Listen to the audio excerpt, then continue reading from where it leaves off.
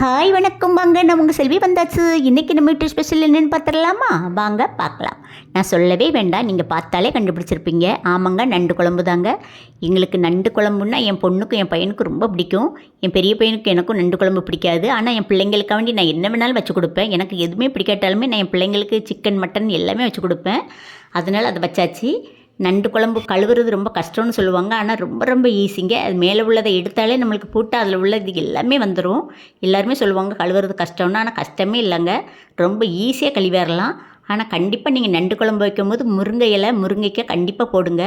முருங்கை இலை எதுக்கு போடுறோன்னா, அது நண்டு வந்து சூடு, இந்த சூட்டுக்கு இதை போட்டாச்சுன்னா அது உடம்புக்கு நல்லதுன்னு சொல்லுவாங்க. அதனால தான் நண்டு குழம்புக்கு முருங்கலை போடணும்னு சொல்லுவாங்க. முருங்கலை போடலாம், முருங்கைக்காய் போடலாம். நான் முருங்கைக்காய் போடலை, அதனால் முருங்கலை போட்டிருக்கேன். உங்களில் யார் இப்படி வச்சுருப்பீங்கன்னு எனக்கு தெரியல. வைக்காதவங்க கண்டிப்பாக இதே மாதிரி வைங்க. தின்னு பார்த்தா சூப்பராக இருக்குங்க. பிடிச்சா ஒரு லைக் பண்ணுங்கள்.